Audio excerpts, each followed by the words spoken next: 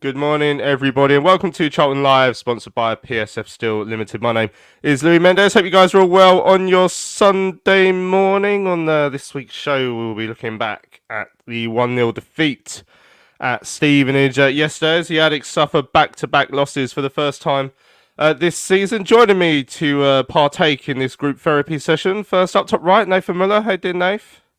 Yeah, not bad, mate. Living the dream. It was a nice sort of journey yesterday. It was quite sort of quick, but yeah, we bit of a reality check from after Blackpool, but even a bigger one now. So yeah, not bad, mate. But I'm sure we'll pick the bones out of it. Yeah, we certainly will. I'm glad you enjoyed your journey to the ground because, of course, you travelled with me and Ben, which is obviously the highlight of everyone's day. Also, bottom of the screen there, a lady who failed to travel with me and Ben and therefore probably didn't enjoy any of yesterday is Sue Gallop. How you doing, Sue? I'm all right, though. I did actually enjoy my travel through London, listening to my music, singing along. So yeah, no, it was all right. Yeah, well, good. I'm glad that you found something to replace me and Ben, which is it's ruined my day even more now. So on today's show, then, as I say, we'll be looking back at the game at Stevenage yesterday. We'll hear the goal shortly. We will hear from the Addicks boss, Nathan Jones. Also going to hear from Josh Edwards later on in the show as well. Want to hear from you guys. Morning to everyone who's joining us live in the chat. Sam was first in there saying disappointing result. Shows that the 2 minutes of highlight shows how poor the game was overall. Massive game now on Tuesday, especially with Birmingham coming up the following week. So yeah, let us know what you made of yesterday's game. Morning to everyone's in there. All hell let loose is in there. David's in there. Jack, Mike Salmon's back again to try and save the day. John's in there. Glenn as well. Plenty more of you in the chat. Let us know your thoughts on yesterday's performance and where it started to unravel a little bit now for the Addicks after that good start. I think it's just 1 win in 5 now. So where is it starting to go wrong for us? Yeah, let us know. Now, before we hear the goal back, it's not exactly a great one to hear back, but yeah, where did it go wrong yesterday? I think it was just more of Blackpool, really. I think we didn't really. We had a lot of possession, safe possession, I call it, without troubling them too much. Final ball was let down again. When that doesn't work, we try and have that wild card of bringing Chooks on to try and save the day. But it's all well and good. It might work now and again, but we can't keep relying on it. I was looking at the stats on it this morning, all the analysis of it, and we'd lost the ball double the amount of times of Stevenage, and half of that of ours was through TC and DK, Daniel Canoe. So it's just like I just thought there weren't really a focal point, which we knew wasn't going to be a case when Gas was ruled out, but I thought we was quite tame. The final ball was poor, but yeah, just disappointing all round. Really, we all said before the game and on Thursday, under 1.5 goals, it was going to be one goal in it. As soon as they scored, you knew what was going to happen. You could just tell. And unfortunately for us, we set piece delivery again let down. They good break in my opinion. Questions maybe asked at the defence for the goal, but for me it was a great bit of play from Jamie Reid when he came on, and that was the difference of the game. And disappointing, but I'm still trying to remain positive. It's not the end of the world. Still a lot of football to play, but obviously this midfield discussion is going to keep coming up and up again until obviously we start delivering good results. I mean, the thing that stands out for me is I'm not convinced that much has changed throughout the season. It's just that we were dropping the other side of these results at the start of the season, and a lot of people are asking the question: is it enough? Are we playing a risky game by hoping that these knife edge games fall in our favour? And well, now we're seeing the other side of it, and it's not looking great. I mean, let's have a listen back to the goal quickly. Then from Charlton TV, Steve Brown was alongside Greg Stubley. Signed in by Coventry. That's right. Under the nose of Cooper, who gathers and rolls it out. Stevenage will look to break through Roberts. Roberts has Butler on the outside. Kent and Reid in the box. Reid the target from this cross. It's a decent one. Reid back in the penalty area. Roberts will get there. And Stevenage cuts Charlton out on the break. And it's Jordan Roberts who continued his run. It was his cross that found Reid. Ball back across. And there was Roberts. to give the hosts the lead. Yeah, and it's a wonderful cushion from the substitute. You think for one moment he's eyeing up that volley across his body into the far corner, and he just uses the instep to cushion it back into Roberts, who once he does that, just has to put his foot through the back of the ball. He's only 6-7 yards out. But the corner routine is the importance of delivery. There was a routine there that saw Potts, I think, spin beyond the far post. So the area is the corner of the 6-yard box for Potts to either head at goal or back into the 6-yard box. By leaving it short, you allow the keeper to make a claim and bowl it out. There we go. That's the Charlton TV highlights of yesterday's game. Where do you start with that performance? So I mentioned just a few moments ago that I thought it's been very similar all season. You know, we've said all season that overall we're defensively sound. We're still conceding less than a goal a game, which is good. You know, obviously it doesn't feel like that when you've lost a game 1-0 and therefore the defence was unable to bail us out yesterday. But overall we're defending okay and not giving up too many chances. But all season we've been a bit concerned about creativity, getting chances, making the most of them when they come, and that seems to be the same yesterday. There wasn't many clear-cut chances. I mean, first half, Josh Edwards had that shot from range. We had that corner that we worked for Godden that he probably should have done better with. Second half, Chooks had the big chance, which he was unable to take, and then you had to wait really until Gillespie had that header cleared off the line in the last minute. I think it feels like it's been the same all season, and as I said, the only thing that's changed is that now we're not getting the rubber to green and nicking that goal here and there. And obviously we are going to concede the odd goal throughout a season. We're not going to go a whole season without conceding goals. So it's just coming out on the wrong side at the moment. And that's when those questions are starting to get asked. Yeah, so like we was trying to unpick the game after when we was out after the game. And then again this morning sort of thinking about what it's really hard to put your finger on what's different. And like you say, there isn't a lot of difference. It just feels like, because the early games when we were winning, we were only winning like 1-0. So the sort of margins are so tight, and it's like, what's changed to then like turn that around so that now we're losing 1-0?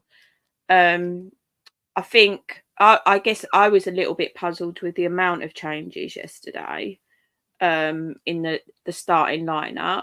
And I think we're sort of the view that maybe we still don't know our best 11. And I guess that if you're not having a consistent starting lineup, that obviously is going to change how the players gel and get to know each other's games. And I know they work on it in training day in, day out, but there's nothing, you can't replicate match play in training. So it's just I'm really stumped as to what the issue is. Like I know Nath touched on it. The midfield just seems a little bit non-existent. And the front players, like I know people have commented on like the forwards play in like we're lumping it up, and then you've got Matty and TC up front. They're not big lads. They're not going to win those aerial challenges. So I don't know. I just don't know what the answer is really with the squad that we've got. It's really difficult to pinpoint any specific problem. Does that make sense? Yeah, I know exactly what you mean, because on paper I think we'd expect to be doing to be able to play the ball more, Nath. I think that's fair. I mean, yesterday I think you'd probably argue we started playing it on the floor a bit more than we had at other times this season. Obviously with Gassan and Hadmay not being there, that was a big part of that. But even when we have tried doing that yesterday to an extent, against the Stevenage side who ain't conceded many goals, there's us and them who had the two best defensive records, only conceded 5 all season, tied with one other team. I can't remember who it was off the top of my head. But even then, it's not just because we've faced the Stevenage side who are tight at the back. It's been the case all season.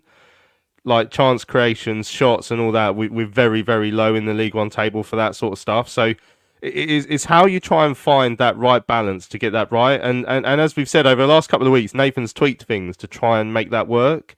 You know, he tried bringing Reg into the side last week. It didn't work, and it cost us our defensive solidity. This week he changed things around again. He changed formation. Nathan, he sort of I called it a 3-4-3. I don't know what other people would have called it yesterday, but everything he tried, even when we did have a bit of control in the first 25 minutes or so, it just didn't translate to chances. And I don't know where we go from here, which I think is the biggest concern. Like we said at the start of the season, all right, we're winning games. It will get better because they'll gel. But now, you know, it's 6 changes yesterday, trying to find that right formula, and it still hasn't worked, Nathan. That's what's starting to concern a lot of fans. Yeah, no, exactly. I think when you play, I've said it multiple times, when you play 3 at the back, you're relying on width. And again, I think Josh sort of came back in, which was nice to see, but I don't think he looked fully up to speed, which is understandable.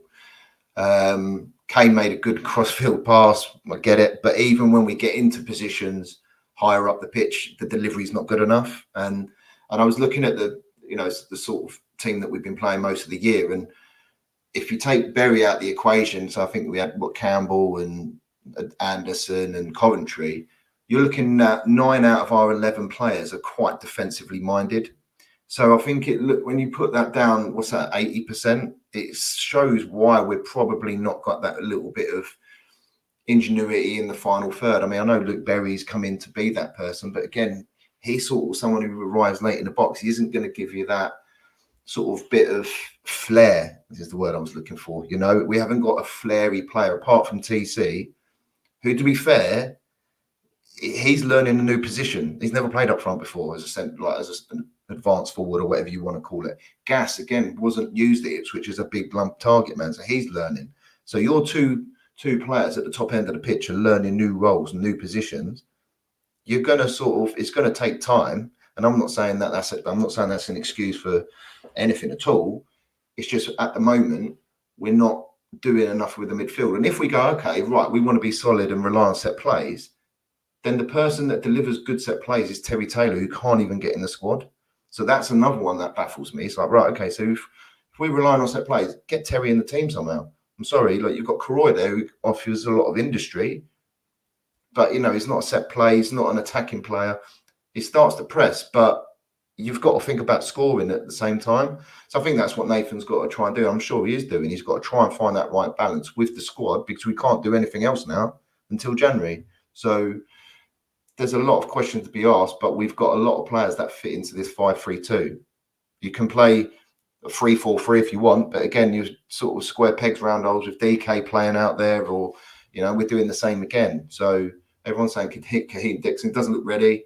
Maybe he isn't, I don't know, but he's come from Jamaica. Like, he's not come from the Premier League. So, yeah, Nate's got his work cut out, but I'm not pushing the panic button yet. We've got a lot of football to go. You know, Nate's done it before. He just needs time. So, as disappointing it's been, this is what we've got to deal with, and we've just got to, you know, just get behind the lads, and hopefully it changes on Tuesday. Yeah, there's a lot of hope being laid at the feet of obviously Miles Leaburn, and I mean Kaheem Dixon.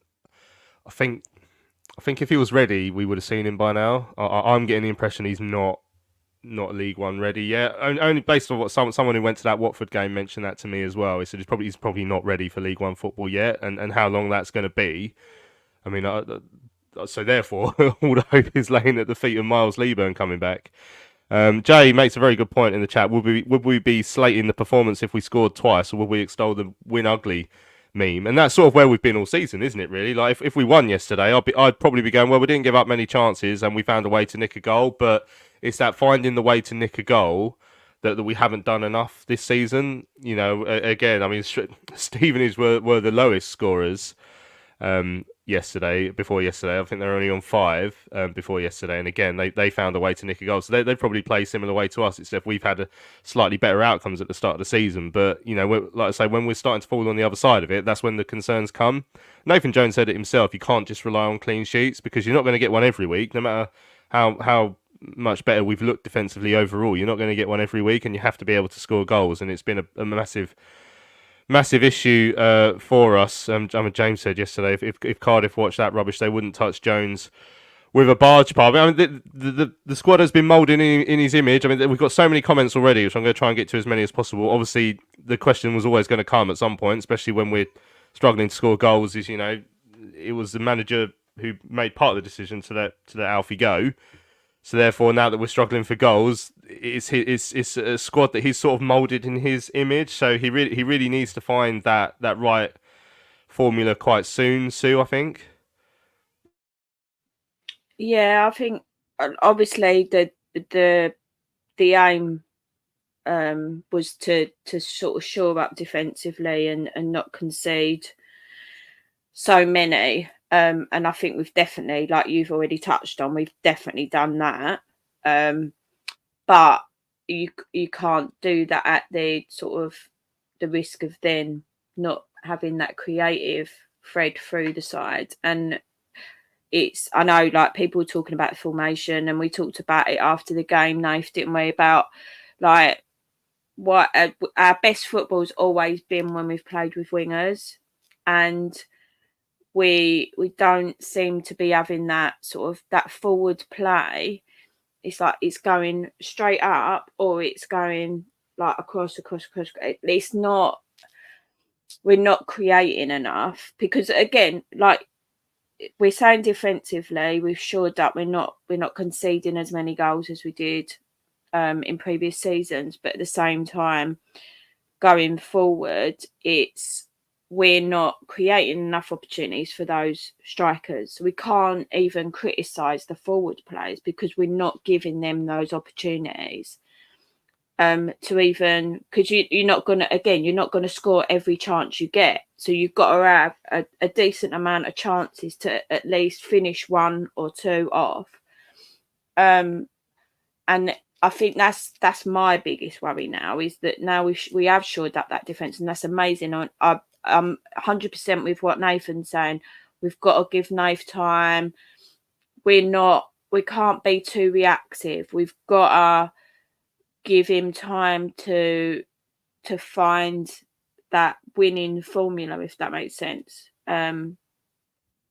It's just really, again, I said the same thing. It's just really puzzling to know what the answer is with the current squad that we've got.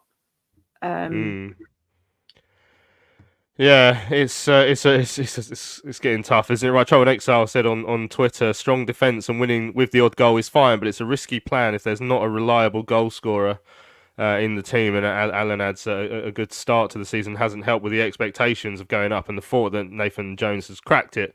The recent performances show where we need to improve. He just needs to go back to being solid with that aggressive pressing team and hoping for something to happen at the top end. And Spenny said, so disappointing yesterday. Nothing up front. Can't see where the goals from are coming at the moment, and we're lacking creativity in midfield. I mean, we can see where we've been moaning about no goals from set pieces for a long time, Nathan, and we scored one against Shrewsbury, and a goal came from a set piece yesterday as well, which bit similar to everyone sort of making the jokes about Ghassan Ahadme getting his second goal last week. Unfortunately, it's a goal that's come against us. The goal itself, I mean, it's one of the best 1-2s I've ever seen between Roberts and Reed, like across the pitch, and he's played it back into the middle. But it all comes from another really poor set piece from Connor Coventry. I mean, that has to improve. To the extent that, I mean, it's getting to the stage now where I'm surprised he's still on him, because he's playing all right in the middle of the park, but his set pieces have been woeful, and it's ironically cost us a goal yesterday. Yeah, exactly. I think that the goal itself obviously came from a set play, as you say, and it just sort of summed up the whole day for me. Like, just that final third entry or that chance to deliver, we just don't. And I know it happens. Listen, you're not going to get it right every single time, but it's the amount of times that we don't do it. And when you get a set play, it's supposed to be an advantage. You know, you get all your big defenders up with. You know, Nathan's brought in some big units at the back for set plays, I would imagine. I know Gas weren't playing yesterday for his height, but you bring all your big lads forward in the anticipation of trying to deliver something that we can try and get a chance from, either scoring or knocking it back or whatever. But then if you kick it straight to the goalie's hands, literally, there's a massive area where you can hit it, and the one place you don't do it is literally right under his chin, and we kept doing it yesterday. And then they broke and done it again, and yeah, it's it's frustrating. Usually it's either the first man that don't get beat, or we just put it under the right on top of the goalie and goes, thank you very much, see you later. And they score from it, which is a great goal, as you say. So, but then you look around the team, like who else could you think could take a set play? Maybe Ramsey, maybe Josh Edwards. I can't see anyone else really doing that unless you get Mannion up just for banter, just to try something different, But you look around and TC's not one, Carnu's not going to take one. Godden, you need his poaching ability. Edwards, Ramsey, and then you've got your 3 centre halves. So you haven't really got a great choice of players to do it. So maybe you start with a fullback, but I think, as Nathan said after the game, it has to improve because it's an advantage, and so many goals are scored from set plays and restarts. And when we get given an opportunity to do it, we don't deliver. So, for example, like if you're looking at the aerial Jules won yesterday, Cole Piergiani, who we spoke about a number of times, won 6. Right? Lloyd Jones won 13, double the amount, because their set plays were better than ours all day long. And like we didn't really test them really. And on any set play or any cross. So it has to improve because otherwise we're never going to score from one again. Yeah, I mean, obviously the elephant in the room in terms of set-piece takers, a lot of fans have been talking about Terry Taylor. And again, there is always an element that when a player's not in the side, they become a much better player than when they're in the side. And there's probably been a bit of that with Terry. Sam saying Terry Taylor, he's starting to think, and why is he not getting a chance? There was a lot of players last season who just weren't playing under various managers, like Louis Watson being the obvious one, who was on loan from Luton, ironically. But I always think if there's a player who's not getting in the side or not even getting close to the side, then there must be something that the manager's seeing in training that we're not seeing, because he's not obviously getting a chance at all. But a lot of people say in the Cambridge game they thought he put in some good set pieces. I mentioned at the time, due to my screw up with understanding what contract I had with Virgin Media at the time, I was unable to watch as much of that game as I hoped to. But yeah, Scott says Terry Taylor is our best set piece player, but and it also asks the question: so can you bring a player in purely for set pieces? I don't know if you can. If Nathan thinks he doesn't offer enough elsewhere on the pitch, and Coventry does offer the defensive midfield cover that we need. Then can you either slot him into the side just to take set pieces, or is that too much of a risk because 50% of the game is obviously not set pieces? Sorry, was that aimed at me? I was just listening to you. You can't weaken your side in like the 90 minutes field play for someone that's good at set pieces. So I agree with what you were saying about, like, obviously Nathan must be seeing something in training that's making him not pick him, even being on the bench. So I think if we're stronger as a unit, absolutely have him in for set pieces, because you can afford to have a slight weakness in his sort of match play. But at the moment, I think you can't add another weakness to the side when we're already sort of struggling with that attacking sort of play that we desperately need. So I would say, I don't know, it's difficult, isn't it? Because you do need a decent set play player that's good with the set plays, but not to the detriment of the actual game. Sorry, I hope that makes sense. No, exactly. That's exactly the point that I think that the people want to make. I mean, Chris saying I don't think that Taylor is an incredible player, but when set pieces are starting to become the difference between winning or losing, we have to try something. And that's I think that is probably a fair point, because as it stands, we should be very reliant on scoring goals from set pieces. But we're not, because we can't do it. But we're not creating chances elsewhere. So it's like it's a free hit to get the ball in the box and get a cross in, which we ain't doing in regular play, are we? So that is a massive issue for us, and I really hope that we find a way to get better. I mean, Brazilian says Coventry has been our best player this season, in my opinion, close with Ramsey and Jones. But his set pieces are worse than Albie Morgan's were, genuinely. I mean, he'd have to go some as well, they're Brazilians, but I think he probably has, and that will obviously be a concern. And he even had that shot from the free kick that didn't come anywhere near yesterday. which it just seems to be a part of his game that obviously the new set piece coach will be trying to try and fix, but so far it hasn't happened. Hi to Nick, who says don't usually get a chance to listen live. Always enjoy the shows during the week. I don't get to a lot of away games, but listen to most. So clearly, creativity is certainly the problem. Come on, you Reds. Paul says I'm a Karoy fan, but does he really offer so much more than Terry Taylor? Then Nathan, I mean, is there a room for a swap there, and then you get that extra set piece ability potentially into the side? Yeah, for me, I think that I wouldn't be saying Connor or Terry. I would say I'll be playing them both, because then you get the best of both worlds. I love Karoy for his endeavour and his honesty and everything that goes in between. I'll put that out there first, but he's not a goal scoring midfielder. He's not really a defensive midfielder. He's sort of one of those box to box that gets involved, starts pressing, etc. And his energy, get that. But at the moment, as yesterday, we weren't really creating anything. He's not a creative player. I don't think we have many creative midfielders, if any, apart from maybe Berry. So is it a possibility that you can play both of them together quite deeper, and then you give the license to the Joshes and the Kanes to get forward? Are they not getting forward because they're thinking, well, hang on, behind me, we're just going to literally have Connor and the back three? So do you say, right, we've got two there, one of them sits, one of them goes like a little pivot, give the license to your wing backs, and then be a little bit more expansive? But obviously I don't know. I don't see Terry training every day. There must be a reason for one that he's not playing. But I think you can play both. I don't see what there's any problem with that. It means Karoy will have to come out, or TC might have to come out, or whatever, whoever's playing in that midfield or the 10. But I think it's worth a go, because if we're really solid, and then we might have to rely on set plays away from home, which we've got on Tuesday, what's the worst that's going to happen? Like, it's not like we're top of the league and we have to win to get promoted on Tuesday. We've got a lot of time to do it, and we've got a little bit of because of our good start, albeit not super impressive on the ball, we've got a little bit of insurance there where we can go, right, let's see if this works. So that's what I would do, but I don't know. Maybe there's a reason why. He might not be training well. There's a prime example. I'm not privy to any information, so we'll see. Yeah, and again, I'd said it earlier.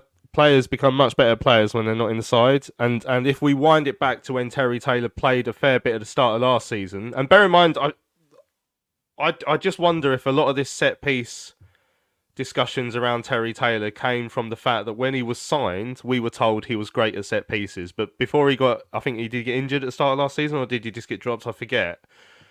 I remember thinking we have not been good at set pieces, and Terry Taylor, who we expect to come in and be good at set pieces, has not done much with them. So I just wonder if maybe this narrative is starting to become a little bit in our head from what we were told he was good at the start of last season. I mean, we've spent like 15 minutes of this show talking about a player who's not getting anywhere near the squad.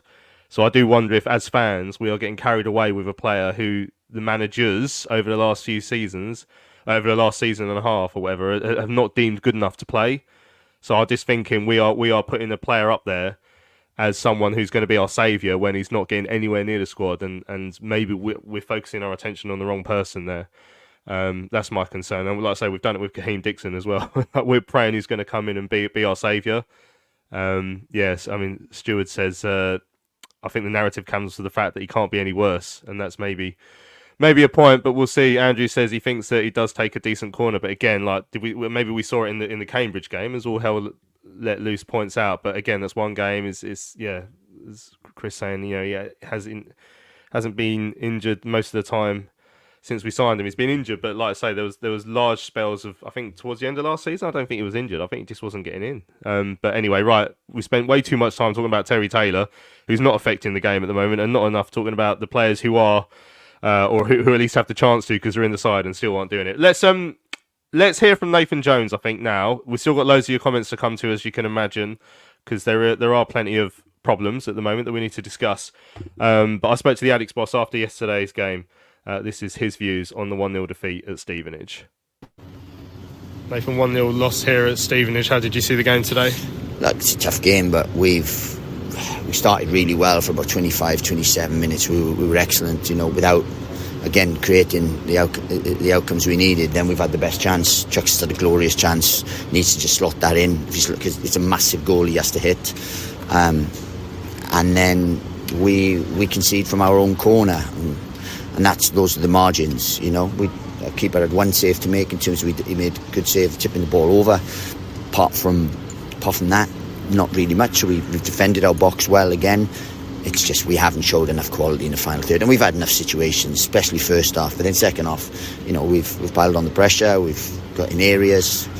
Gillespie has a chance with a header, and we just don't demonstrate enough quality in the final third, and that's why we've ultimately lost the game. What needs to change in that final third then in terms of quality? What can you do to get them to give you that final, that sort of end product? Well, look, we work religiously on it, and that will continue. So we'll continue to do that work, and then we just want people to be confident to make the right decisions. Because look, we're getting areas, real good areas, but the delivery, something's not quite there. You know, summed it up right at the end where Macca has, you know, and Macca's the best technician at the football club, gets an opportunity just to leave it into an area, and we work on that every single week, and puts it well out the back and deflates everyone, doesn't keep the pressure. We put Lloyd up there to have targets. We've got goal scorers, we've got runs, we've got midfielders that get on it, all that. But if the ball doesn't come in and we haven't got that quality, then ultimately we lose the game.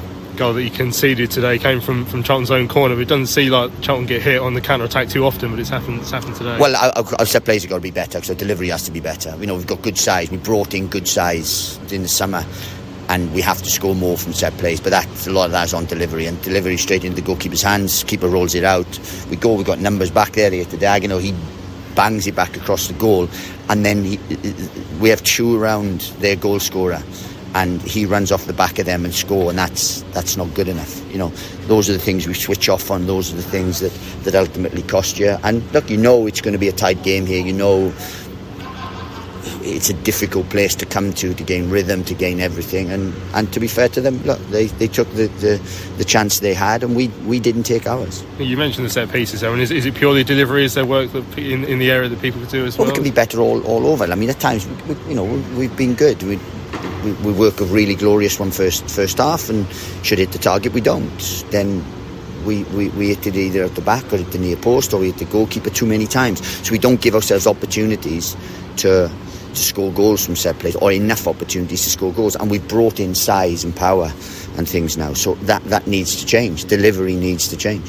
You mentioned to Terry about perhaps chance creation as well, needing to improve. Is that all just that getting towards the edge of the box and then doing the right thing? Doing the right thing. We look at territory. We had more possession and everything. We had more situations in and around the fan without outcomes. Now, I've been used to working with teams that have outcomes, regardless of possession, regardless of anything else. We have had outcomes. We put pressure on teams. We get the ball in the box with quality. We've got people that are committed, people that can score goals, all those things. But today we didn't show that. And last week we had so many opportunities last week to carve out clear-cut chances. And I know we should have had penalties, but that's the thing. And we could be such a good side. And look, how we moved the ball at times today was excellent. It really was. But we became a nice team to play against. No killer instinct in the end, and that's what we needed to. We needed to get the first goal, and then they opened up, and then we were able to then take control, but we didn't do that enough, and that's a frustration. You made those 6 changes today. Was that to try and get those outcomes on your side? Well, look, we've got a good squad, and they're training at level, so I can't keep picking the same ones. You know, we haven't been as fluent as I would have liked us to be, and doing the work that we do. People need to be braver on the ball and so on. I thought we were brave for time. For 25 minutes, I thought we were excellent, but we stopped using that structure. We stopped playing. We slowed the game down and allowed them then to get a foothold in the game. We had free kicks. We took an age to do. We'd get it down and play, and then we can be more creative. But today we didn't do that. After 27 minutes, we stopped doing that, and then that allowed them to come into it. And then second half was a bit 50-50, and then they showed one bit of quality when we didn't. Just with Gas out today with the fractured nose, is that likely to be a longer term thing? No, he just needed his mask to arrive. Yeah. So you can't play without the mask. The mask takes a little bit of time. So it was, it was one of those things. But hopefully that has arrived now. So he's hopefully back in contention for Monday. We've been given young Dan Carnew a couple of chances to start up top now. What have you made of him over the last couple of weeks? Well, Dan's learning his trade. He has a load of endeavour, you know, in terms of his runs and everything he does. He presses. He does, you know, so much well. So it's about him learning his trade. You know, we've with Gassau, with Miles being out today. So you know, we've had to rotate. We've had to play. TC's done fantastic well. And I thought TC and the goalkeeper today were excellent. You know, he's really bright, really busy. Will looks better week in, week out. It's just we've got to be better. We've got to be better. A chance to put things right on Tuesday. Yeah, and look, we need to. We need, you know, we've got to go back to basics. We've got to make sure that we are better in what we do, and then look, hopefully we can start picking up results again. Because look, we've lost 2, but before that we won. We were 3rd in the league before that. We've just slipped down in the last 2 games. So we're not panicking in any way. It's just I'd like us to be better with the work that we do. What sort of test you expect from Bristol Rovers? A tough test. It's League One. It's League One. It's tough. Different test week in, week out. You know, you can go to Birmingham, you can go to Huddersfield, you can go to Stevenage, you can go to Burton, and they're all different tests. It's not like the Premier League where everyone passes, plays and stuff like this, or the Championship and stuff like that. There's a different test every week, and that's what makes English football brilliant. PSF Steel Limited is a trade supplier of steel fabrication and erection services to the new build, construction and refurbishment market in southern England. With their unrivaled depth of experience, they excel at providing their customers with high quality and cost-effective steel fabrication solutions. Their customers include national and regional house builders, such as Barratt Homes, Bellway Homes, the Vistry Group and Taylor Wimpey. They pride themselves on their service-based ethos and commitment to customer service excellence, which includes full technical backup and on-site services and support. If you would like more information, go to www.psfsteel.co.uk. That's www.psfsteel.co.uk. Hello fellow addicts, I'm so excited to tell you all about our micropub, the River Ale House. The River Ale House is based in East Greenwich. It has 6 Pub of the Year awards, an ever-changing selection of amazing beer. It's owned by Charlton fans, walkable to the ground in just 20 minutes with buses that go direct to the Valley too. If your matchday routine includes a drink with your friends, you must join your fellow addicts in the River. See you soon. Right, welcome back to Charlton Live on your Sunday morning. Just before the adverts there, we heard from the Addicks boss, Nathan Jones, got his thoughts on the defeat at Stevenage yesterday. Just before we sort of delve into what the gaffer had to say on the performance, and there's a few comments about a couple of bits he said there. Sue, you just wanted to share some admin news ahead of next week? Yeah, so if people have seen it on social media, the Former Players Association are having a relaunch next Sunday. But as people will have seen on Saturday, we've got Mark Fitch and Sean Bartlett will be in the fans bar doing a Q&A. It's £15 for it, but then you get your meal included in that price, and that's kicking off at 12 o'clock. Fans bar will be open as normal, but if people would like to come, just contact the ticket office and book that for next Saturday. I think it's going to be a great event, and getting people like Mark and Sean talk about the good old days. I think it'll be real fun. So yeah, just wanted to plug that for Brownie and Lizzo. Wonderful, yeah. A couple of ex-Charlton legends there as well, from when we were good, which was nice. Right, let's have a look at some of the comments from the interview with Nathan Jones. Then, I mean, so the first point. So I mean, it's become a bit of a conversation point after every time we've lost. When we're pitch side waiting for the manager to come out, we're all sort of saying, right, what's he going to be like? Obviously, because we all remember what happened at Reading. Chris says he's become a nice manager, no mad, angry outbursts. Come on, Mr. Jones, get on, get with it. I want anger after yesterday's performance.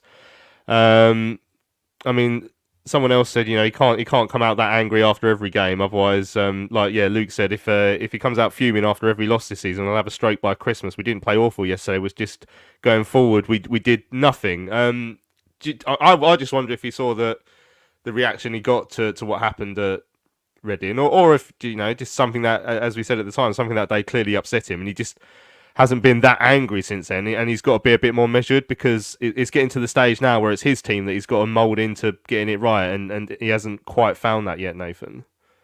Yeah, exactly. I think exactly as the person just said there, you can't come out seething every game. You probably might do in public, you probably will be, but I think yesterday was just more of a disappointment, because it was just like it wasn't like we wasn't trying or we weren't doing all the basics right. It was just that it was our quality, and I think it was more of a frustrated sort of post-match, whereas the Reading one, it was angry because we weren't doing the basics. But yeah, I sort of like the sort of when sort of Nath gets animated, because it just shows how much he cares, and we've missed that from a child manager since probably Johnny was here. So yeah, he's not going to do it every game, but I just think it was quite a measured one. He sort of knows how disappointing the game was, and yeah, he just needs to not get too. He's not getting too emotional after a defeat, as disappointing it was, and we've lost 2 on the bounce. 100%. We've got to remember it is still only September. It's not like we're May and we're in March or April and we're literally out of the playoffs now. We've got time. I know it's not great, and I know maybe these rose spectacles are not working that great, but I'm not panicking yet, and it's not going to look great for if Nathan just goes, oh well, yeah, no, we're rubbish, yeah, so we ain't going to bother now. We'll just pack our tools and go home, So yeah, I do love it when he has a little bit of a rant, but I think needs must, and at the right times, which I think yesterday was a fair sort of post-match, really. Oh, hell, that Lou says he thought Nathan sounded disinterested compared to how he was after the Reading game, but it's all different opinions on that. Another comment that a lot of people picked up on was where Nathan Jones mentioned that he thought Macaulay Gillespie was the best technician at the club. Luke said, if Macca is the best technical player at the club, then we really are in the mud. I mean, you often hear players being touted as like the best technician. I remember Navi Sarr was touted as the best technician. It's often players you don't expect. Yeah, I mean, Chris says if Macca's the best technician we have, then we're in trouble. Luke says, I mean, he's the one that constantly lumps it long, but don't forget, I mean, he is 100% being told to do that. We can't forget that he's not. He's clearly the plan. But I mean, Plymouth fans told us he had a wand of a left foot when he signed. I don't think I've ever seen it, Sue. I think that's fair. I think it's difficult, isn't it? Because I guess fans of other clubs probably have the same view. We do get a little. I feel like we get overly critical at times about individual players and what they do or don't bring to us. And because someone did something at their former club, it doesn't mean that they're going to do it for us, because the manager will set up in a different way and ask them to play in a different way. I think I definitely feel like Mac has been a different player, a better player this season under Nathan to what we saw prior. But it is difficult to know where he fits in to that starting lineup. I feel like some of the changes that have been made, like having 6 yesterday, is a bit. I feel like that's a bit much, particularly because at the start we had a fairly consistent starting lineup, and that, although like you've already said, the actual football we're playing isn't a lot different, but we were getting results from it. So it's hard, isn't it? Because obviously we were all saying, "Oh, drop gas." He's not playing, and then we've lost yesterday. I think, and actually I've just seen that, but I wonder what the reasoning behind Doc not starting yesterday was. Yeah, Chris says a bit weird dropping the captain. Not sure what message that sends. I mean, you said this too actually yesterday in the chat. You said you were surprised he got dropped, but I mean, I came back with, what does he do to not be dropped, Sue? I mean, why were you surprised he got dropped? I mean, other than the fact he has been brought in as captain, and I'm not singling out a player there. I'm just saying that the whole midfield, other than Coventry, we can't really pinpoint what they're there to do at this moment in time. I mean, I just feel like Doc's a bit of a steady ship, and I always feel quite confident when he was playing. I guess everyone has their own opinions and views on players, aren't they? So I really like what Doc brings, that steadiness to that midfield, and I feel like that that was a little bit missing yesterday. But everyone will have a different view on that.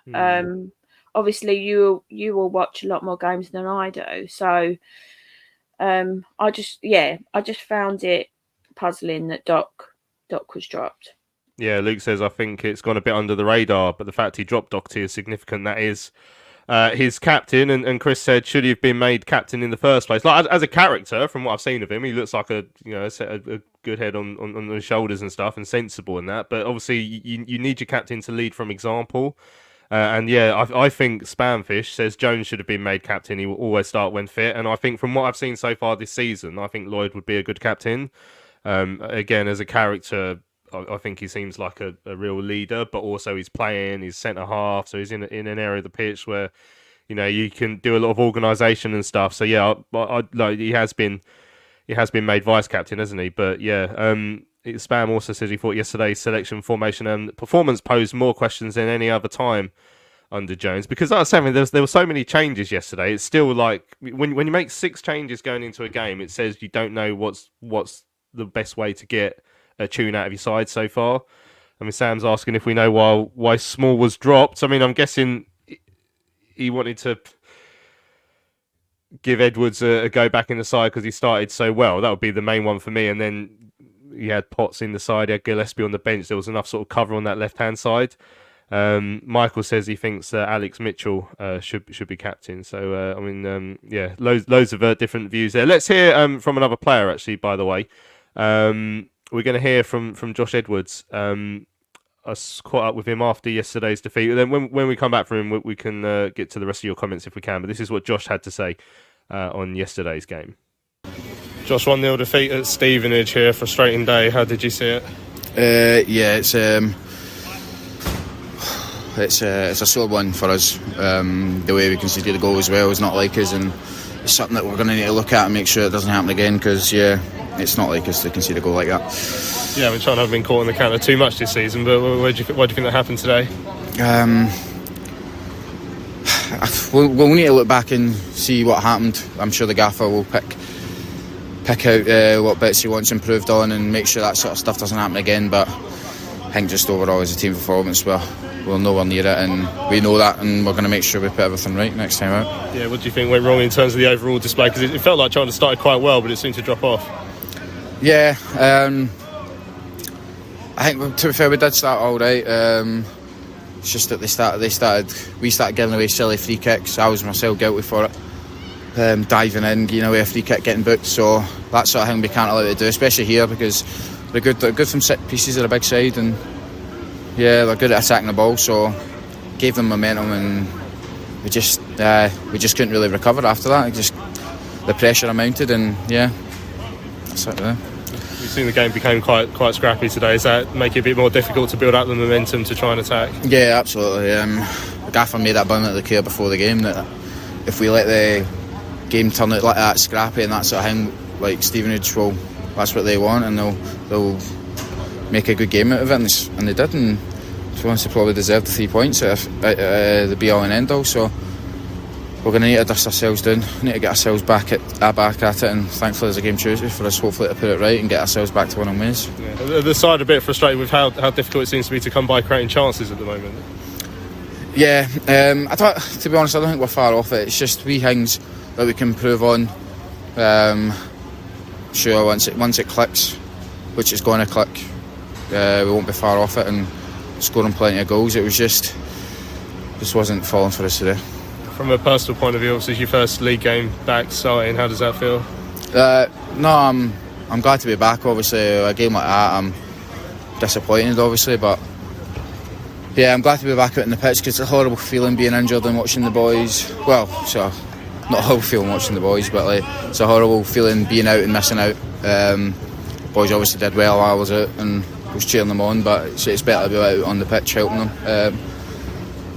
Obviously today didn't go as planned, but we've got plenty more games to start getting ourselves back up the tail. You relieved the injury wasn't as bad as everyone first fears when you were going off after that challenge from Sean? Yeah, absolutely. Obviously I've seen it back a fair few times, and my ankle really shouldn't be at that angle. So I'm glad that we got away with it in a sense, and it wasn't as bad as we all feared. It wasn't broke or anything like that. So yeah, I'm just glad to be back out there, and hopefully I can contribute to the team turning this wee couple of losses around and getting ourselves back up the table. Yeah, I was going to say, how do you assess the start of the season so far? This is back-to-back defeats, but overall it's been a decent start. How'd you get back to that? We'll stick together. We'll go over what the problems were today. And we're too good of a side not to sort things out and work through this. It happens in football, wee slumps and that sort of thing. I wouldn't even call it a slump. It's just 2 bad performances, and we'll make sure we turn that around and we'll get back to it. There you go. That's the delightfully Scottish Josh Edwards speaking to myself after yesterday's 1-0 defeat over at Stevenage. Yes, Banfish said his accent is 10 on 10. And Chris says it's a captain's accent. Give him the armband. I mean, if you were delving out the armband on accents alone, I mean that is definitely up there. The Killy Cafu, as Paul Davenport says. I mean, what did you make of him yesterday, Nath? Again, it's his first game back. What are you hoping he can achieve going forward? And we've spoken a lot about how the wing backs have to get forward, so we haven't had a chance to say Josh doesn't do that much or does it a lot yet, because he's only played 2 and a bit games now. But I mean, that'll be one thing we'll hope that we can get him doing, because defensively, you know, he's looked fine as far as I can see. Yeah. If you do interview him again, can you make sure you put subtitles on? Because I didn't understand a word he just said, but I'll go with it anyway. I'm only joking. I did really. No, do you know what it was? I thought it was a nice, honest interview from him. You know, he come out and he said he gave away silly fouls, which given a chance to deliver into our box and stuff. But I mean, in terms of so far, he impressed me defensively at Wigan, because we were quite defensive on that game. He seems like a real honest left back. I'm not comparing him to Royce Wiggins, but he reminds me of similar sort of ilk as Royce, or Reece Wiggins, whatever it is. But yeah, no, I'm looking forward to how he develops. Like yesterday, yeah, he looked okay, but I think, you know, he's just come back from a long stint out, so he's going to need a couple of games to get back up to match sharpness. So I'm not going to pass judgment too much. But I mean, for me, he's definitely our starting left-handed sided player for me, in front of Thierry for sure. So yeah, I was really impressed with him so far, but we've only seen him, like you say, a couple of games. So hopefully we just keep him fit, and he offers that a lot of endeavour, because we know he's good in the, you know, he had that shot. I know it went for a corner, but I don't know if it was how far away it was, because he was down the other end. But he just offers that something different. So yeah, I really like Josh, and yeah, I had a really good interview, and he seems like he's got his head screwed on. Yeah, he hit his shot pretty well as well, actually, now you mention it. There was a debate about whether the keeper touched it or if it took a deflection on the way through, but either way, a corner was given, and they said it was on target. When from my angle, I didn't think it was on target. I think it went wide off a deflection. But yeah, Jake says one brave heart speech from him and we get automatic promotion. That's good. Yeah, if only it were that easy. I'm not going to bring up Scott Fraser again, Alex, but yeah, there was an interesting interview with him earlier on. So Scott Fraser's gone and we can stop thinking about him. Question earlier up, Joe says the elephant in the room, the SE7 partners, have they done enough in the transfer window? Looks like the Alfie May fee has only given us so much, no money spent on bringing in creative players. So I think overall we would have spent more than we got for Alfie May, if that makes sense. But yeah, obviously we haven't gone out and blown the bank like Birmingham have. So yeah, I mean that's your view. I mean, Luke sort of came back and said you can't start blaming the owners again. They've backed Nathan and worked with him on our signings. It's not SC7 that didn't sign an attacking midfielder. Sue, any thoughts on that?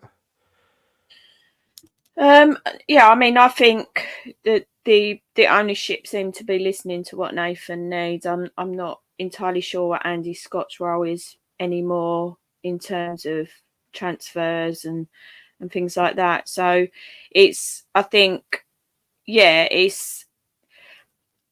difficult, because I don't even know how much we got for Alfie. I can't remember, but that sort of money doesn't get you a lot in League One now.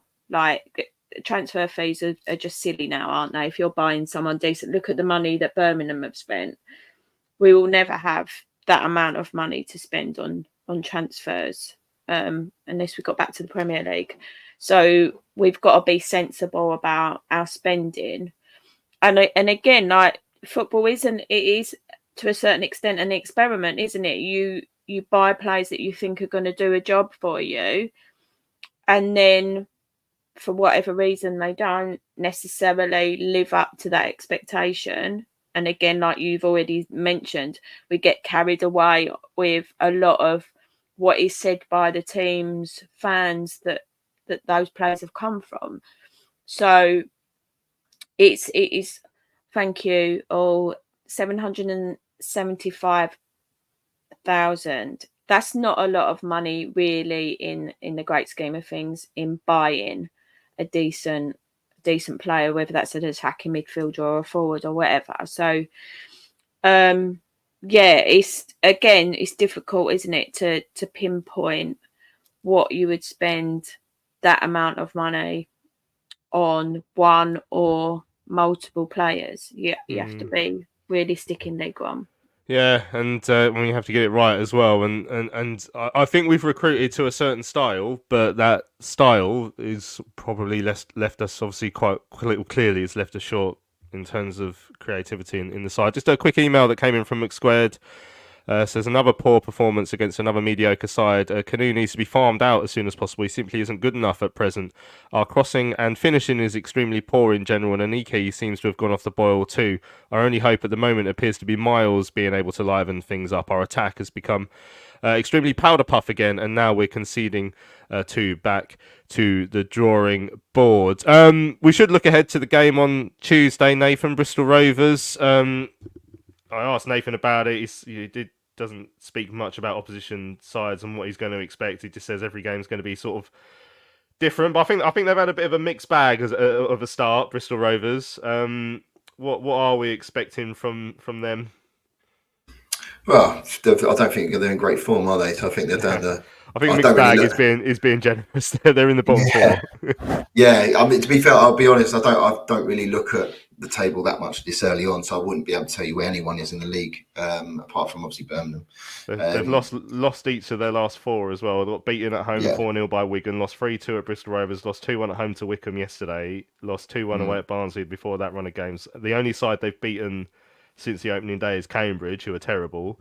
Yeah. I mean, if we have to be targeting 3 points here. Yeah, I think Matt Taylor's still there, I assume, so he's having a bit of a rough time down there, isn't he? So, but yeah, you have to. I don't know what we're. I think they're going to be struggling down there anyway. So it's a game that we've got to really win. It'd be interesting if Nathan changes it up. You know, you could go. Does he go for a diamond? But then you ain't got anyone at a 10. Do you go 4-4-2 and then put Macca at left back and put Josh in front of him, TC out wide? Like, you've got options. So I think Nath just needs to try and find that formula to get us on the front foot a little bit and not be relying on set plays when we're not delivering good enough for a set play. So, but yeah, I think if 3 goes on the bounce, it's not going to be, catastrophic. But it's not going to be good, because then you're in a mindset sort of issue, and Nathan's going to have to pick up the lads. So we have to win on Tuesday, and they'll get a very poor side. So we're expecting to. So we need to be better than we have been in the so far this season, really. Yeah, well, Hell Let Loose says even our second 11 beat Cambridge. So as far as I'm concerned, it's hard to look beyond a 4-0 win on Tuesday for the Addicks. Terry Taylor hat-trick, and then that technician Macaulay Gillespie curling a free kick in, and everyone goes home happy. Right, we've run out of time on this week's Charlton Live. Massive thanks to everyone who's joined us live in the YouTube chat, or caught up after the event on YouTube or via the podcast. As I always say, don't forget to subscribe to our YouTube channel. I want to get up to 2,000 subscribers on there sooner rather than later, and in your podcast apps as well, so you never miss another episode of Charlton Live. Massive thanks to everyone who's listened. Nathan and Sue, it's been an absolute pleasure to have you on the show as always. Good to speak to you, the pair of you. Cheers, both. You too. I hope everyone has an enjoyable rest of their Sunday. So I'm Louis Mendes. Thanks for listening to Charlton Live, sponsored by PSF Steel. We'll be back on Thursday, where we'll look back at the game with Bristol Rovers and ahead to the small matter of a home clash against Birmingham City next week. We'll see you then.